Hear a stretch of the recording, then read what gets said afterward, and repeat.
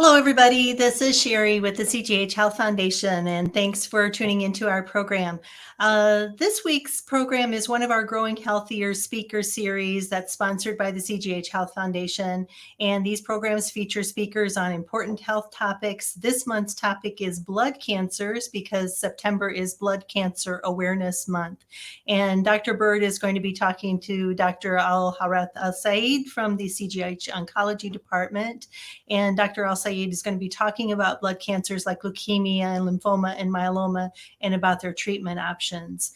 Next month's Growing Healthier program is scheduled for Thursday, October 20th, and our program is called Navigating the Breast Cancer Journey, and will feature our breast cancer navigator, Erica Adams from the Diagnostic Imaging Department, and also Summer Roots, who is our oncology case manager.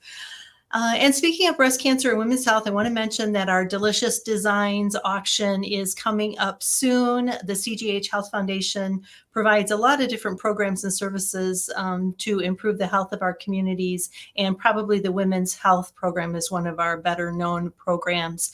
And through that program, women in the Sauk Valley and all of our market areas have access to no out-of-pocket screening mammograms. We also assist with diagnostic tests and breast biopsies and ultrasounds and MRIs. And plus we do comfort bags for breast cancer patients and meals and things like that in that program. So our Delicious Designs auction is going to be virtual, and it raises money for our women's health program. And this year, a portion of the funds are also going to be designated for our campaign focus this year, which is dementia and Alzheimer's awareness. And what we're doing there, we've established several support groups in local communities for people who are caring with family members who have Alzheimer's and dementia. We also have some workshops. We've done the first one already. The next one is on October 6th. And you can find out information about Delicious Designs and about our Alzheimer's and dementia work on the CGH website on the Health Foundation page. And so now we're going to turn it over to the interview with Dr. Bird and Dr. Alsayed. Hello, I think I've already introduced myself in Facebook Live, so here we are recorded. I'm Dr. Bird, and I have with me Dr. Alsayed. Welcome, Dr. Alsayed. Thank you very much, Dr. Bird, for having me. You've been with us before, right? Yeah, this is my second time. You're getting to be an old pro at this.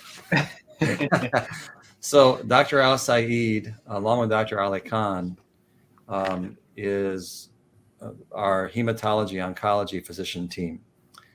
And Dr. Alsayed has been with us now for about a year. Is that right? Yeah, a little bit over a year. Yeah.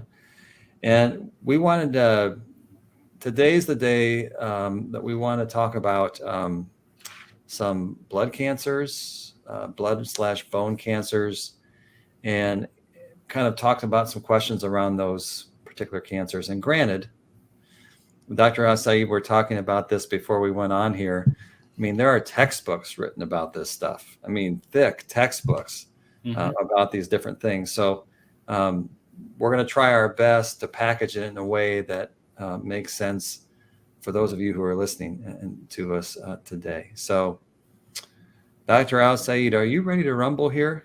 Yeah, let's go. Okay, all right. And most of your patients call you Dr. Al, if I understand right. Yeah, that's true. A lot of them call me Dr. Al. Right. Sure. So, okay. So here's the first one for you, Dr. Al. How are leukemia, lymphoma, and multiple myeloma similar, and how are they different from each other? So leukemias, lymphomas, and multiple myelomas, they are all types of blood cancers. They are similar in the fact that they all originate from white blood cells, or they are cancers of the white blood cells. Now, as we know, our white blood cells is our defense line against infections, and they form of what we call our immune system. But there are multiple types of white blood cells. And these three types of cancers are different depending on the type of white blood cells that is affected by the cancer, or where the cancer cells, or where the cells becomes cancerous. So leukemia is a disease of the myeloid cells, which is a type of white blood cells. Lymphomas is a disease of the lymphocytes, and multiple myeloma is the disease of the plasma cells. And again, all of these are types of white blood cells. Okay. Now, the other difference between those three cancers is the location and the clinical presentation. Leukemias usually start in the bone marrow, and then we have cancer cells leaking into the bloodstream and leading to an increase in the numbers of white blood cells or cancerous white blood cells. Lymphomas usually starts in the lymph nodes or the glands in the neck, under the armpit, the chest, the groin, and then we can travel or migrate to different lymph nodes or different organs or even to the bone marrow. Multiple myeloma is a little bit different. It starts in the bone marrow, but the cancer cells stay in the bone marrow, and they are producing a large amount of non-functional proteins or antibodies that will accumulate in the blood and cause complications, such as kidney disease or high calcium level or bone disease. Yeah, that's very interesting how those are all have the similarity and yet the fact that they are so different. Yep. How about can you talk about the different varieties of all these cancers that you treat for your patients in the clinic? Well, I mean, those cancers are not very common, but they're not uncommon at the same time. Everyone knows someone, a neighbor, a friend, a family member who suffered from blood cancer. And there are a variety of diseases under the same umbrella called blood cancers or leukemias or lymphomas. And these diseases vary from, sometimes they're very chronic and we don't have to treat those patients. We just watch them or we monitor them. We place them on what we call observation, check on them periodically, and sometimes we have to place people on treatment lifelong. And some other types of these cancers can be very aggressive, and we need to start high dose chemotherapy as soon as possible, and sometimes we have to do it in the hospital. So there is a spectrum of diseases under the same umbrella. Sure. We see few new cases almost every month, and in our clinic, and we treat most of them locally, actually. Okay. So speaking of which, like it's a continuum in terms of having some of these until you maybe have symptoms or start to get something where you need treatment. Are there any typical signs and symptoms of these cancer types? Yes, so most of the symptoms starts from the bone marrow. These diseases occupy the space where the bone marrow, or the healthy space of the bone marrow, where we are supposed to make blood. And when we don't have enough space for the healthy cells, we're going to have low blood counts. So if we have low red cells, we're going to develop anemia and fatigue. If we don't have enough healthy white blood cells, then we are going to have fever, chills, infections. And also, very importantly, if a patient notices large enlarged lymph nodes or lumps, in the neck, under the armpit that are that are there for a longer period of time, then that needs to be checked. Okay. So you can be tired. You can have unusual lumps and bumps. Yep.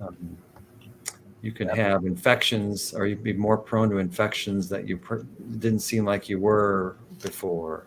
Yep. Okay. Anything like night sweats for some of these or weight Night, loss?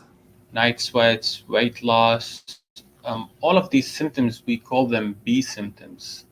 And they include the tiredness, the fever, chills, night sweats, and weight loss, and big Okay. lymph nodes. Yeah. Okay. Yeah. I just want to make sure folks get a sense of, I mean, those are eventually you'll start to have some symptoms if you have these conditions. Talk up a little bit about, I know it sounds like most of the people that have these conditions, we can take care of here in Sterling. But I was wondering, do you ever co-manage with bigger centers and kind of talk through how that would work, like maybe like a stem cell transplant or something like that? Yes, we actually work with almost all the big centers in our area, and we utilize their resources. Um, you know, we usually like a very good example is patient, as you said, stem cell patients with multiple myeloma. We usually diagnose them here, and then we start them on therapy. We call it induction therapy. We try to put them in remission. Now that takes about 3 to 6 months, and we do this locally. Now, once we achieve remission, we send those patients to the big centers around us to get stem cell transplant done on them, and that's to try and maintain that remission or cure the disease. And we work closely with a lot of these centers, and we sometimes send patients for expert opinion, especially in rare cases or rare diseases that we don't see very frequently. Yeah. So we talked a little bit about the stem cell transplant. Can you kind of give a little more details about what is that exactly? What does that involve? So, stem cell transplant is a type of cancer treatment. Um, what they do is they collect the stem cells from the bloodstream. The stem cells are the mother cells of all the blood cells. So, they divide, they are usually found in the bone marrow, and they divide and mature into different types of cells. So they collect those stem cells and keep them refrigerated. And then they treat the patients with a very high dose of chemotherapy plus or minus radiation therapy. And that should cure the cancer or put the cancer in very deep remission. Now, as a collateral damage or a side effect of that high dose chemotherapy, we, the bone marrow or the normal production of blood in the bone marrow gets affected. So what we do is after treatment, we get those stem cells that we collected before, and we transplant them back into the bone marrow to restore the normal function of our bone marrow. Okay. So you're trying to wipe out all the bad stuff. Right. But And we then, wipe out the good stuff, yes, and then reinsert. and then reinsert what we collected before. That's Now, good stuff, and hope that will kind of repopulate the bone with healthy tissue. right, right. Now we use stem cell transplant in different situations. It has different indications, and we use it for different types of, but mainly we use it in blood cancers.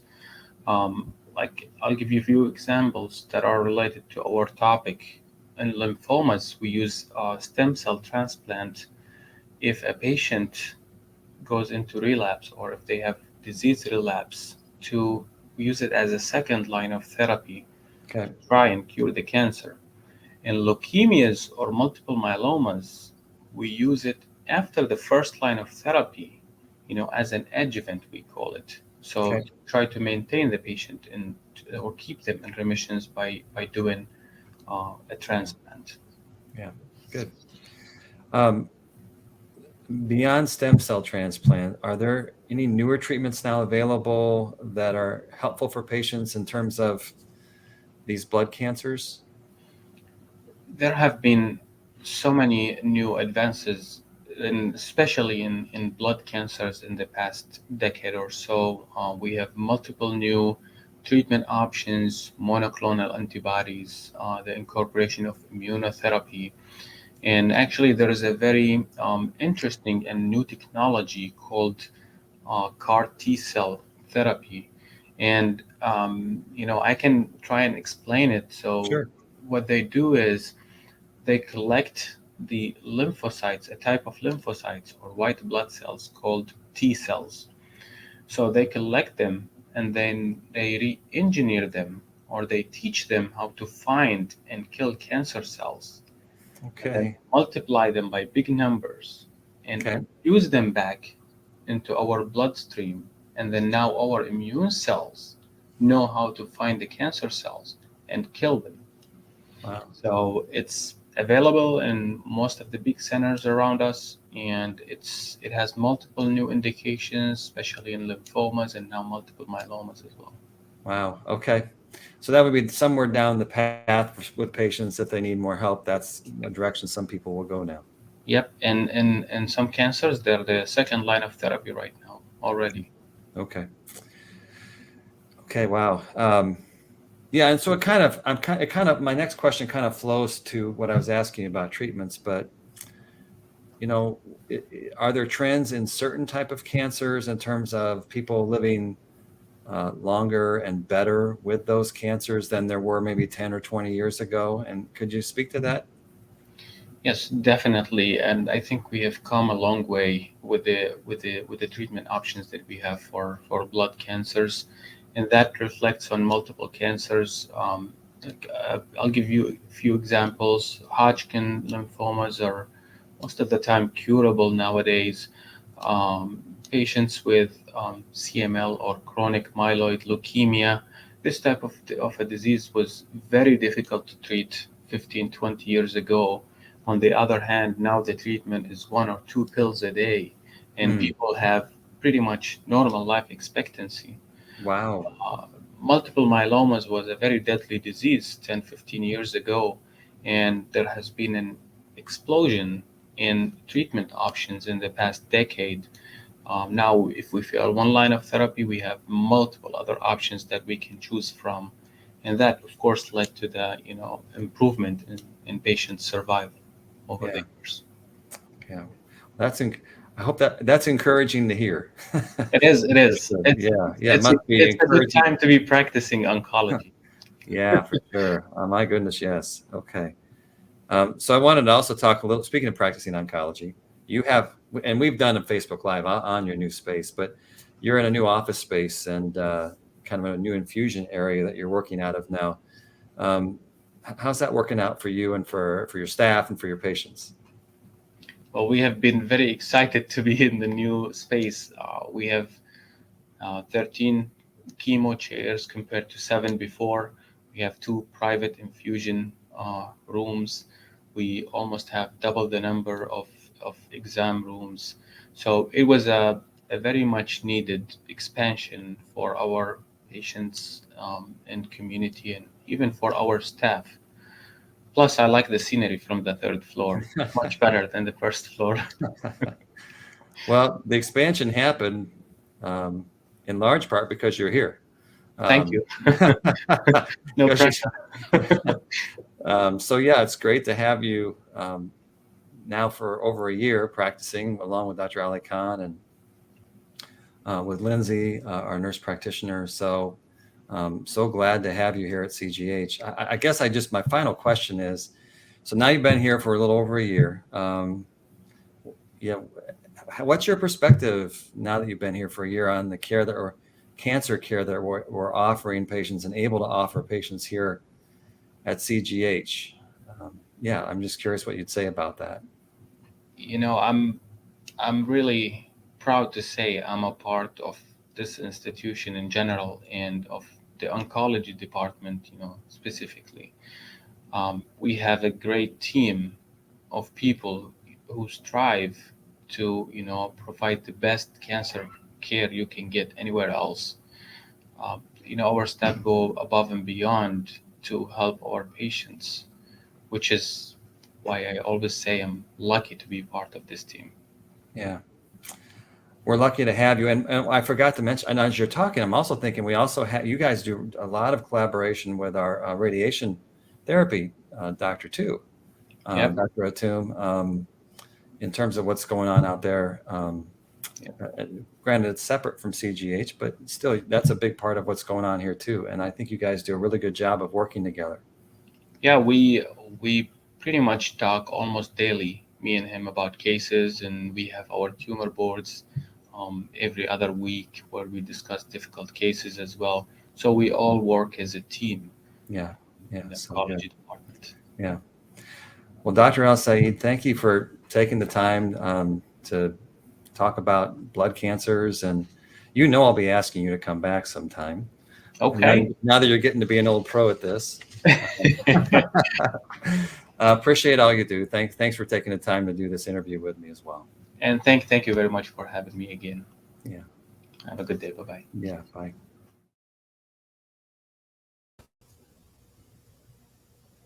Yes, thank you, Dr. Bird and Dr. Alsayed.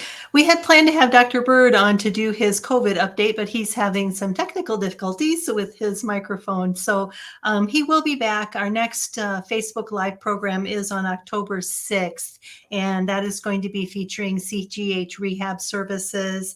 So watch for that one coming up. And then I do want to do our shout outs like Dr. Bird would normally do. And the shout out is to our employee of the month, and that is Jackie Gonzalez, who is an LPN in our triage department. So thanks again for joining us, and we'll see you next time.